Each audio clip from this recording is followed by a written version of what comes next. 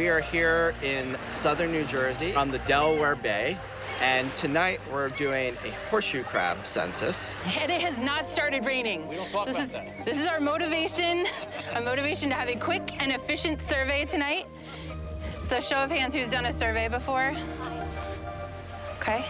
Horseshoe crabs are thought to be between 350 to 400 million years old, really without any changes. So they are older than the dinosaurs. These are truly ancient creatures.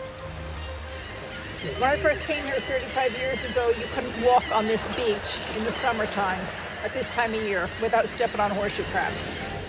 Summer also brings migrating birds such as the redknots, who touch down to feast on crab eggs.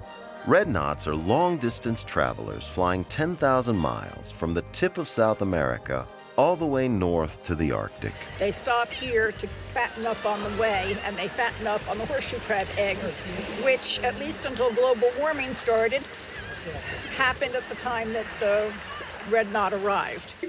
Horseshoe crabs come ashore to spawn at high tide when the moon is new or full. A female lays some 90,000 eggs each year, attracting multiple males, all competing to fertilize them. Most species that lay a ton of eggs, it's one of those 1 in a million, 1 in a billion chances of surviving, partly because of their own spawning strategy and then partly because of the shorebird buffet that happens.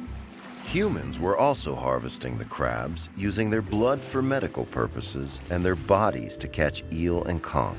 One of the popular uses of horseshoe crabs is to actually use them as bait. So many of those horseshoe crabs were harvested that populations started to decrease.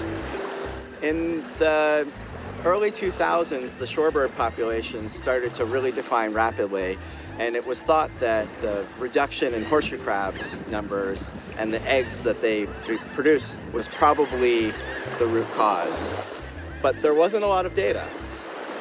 What we'll be doing is walking along the beach and putting out survey equipment. It's just these real simple PVC square that we put down, and we count the horseshoe crabs that are in it. And by doing that over and over again on a whole bunch of beaches along the Delaware Bay, we can track horseshoe crab populations. We'll need at least 1 pacer, ideally 2 per team. You can either count the number of footfalls it takes you to go 10 meters or every other step, whatever is going to be easiest for you to remember. A lot of things can affect the number of crabs that are spawning, so we record all those things on our data sheet.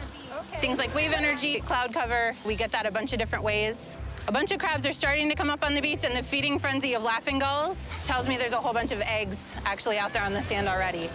See the number of loose eggs, all with fresh yolk. The shorebird biologists actually liken it to cheesecake. It is so high in fat and nutrition. The data that you're getting, the number of males and the number of females, I will be identifying them both based on position and also size. Males have these boxing glove claws. They have a hook on them, and they use that hook to grasp the female right here. So again, female underneath, and a whole bunch of males. This is a pretty high sex ratio for horseshoe crabs, which is another piece of information that comes out of the spawning survey. So Karen's feeling to see if there's a female, and she's gonna try to find another one. A healthy population in horseshoe crabs should have a fairly high sex ratio.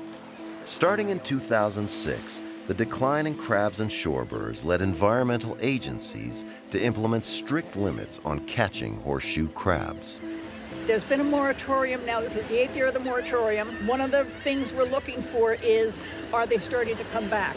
A male horseshoe crab takes 7 years to reach sexual maturity. So this is the first year since the moratorium was put on, so it'll be interesting to see if they see an increase in the number of males.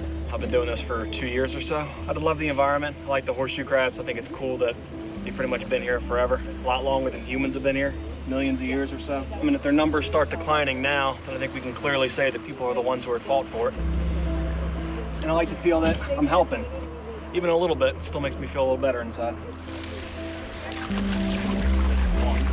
17 males and 3 females. 3 females, okay. So right now in New Jersey, there's no harvest of horseshoe crabs allowed. And in order for that to be changed over time, for harvest restrictions to be lifted, we need to know that the horseshoe crabs have returned to sort of sufficient numbers to support the shorebird numbers. And so the results of surveys like this citizen science survey actually inform the decision making on whether the restrictions can be lifted or not. The only way these kinds of surveys happen up and down the bay is with the help of volunteers. There's just no way that it could be covered with professionals.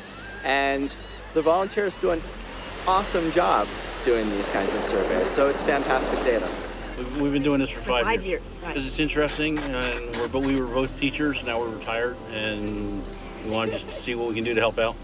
And it's a very interesting topic and a lot of fun.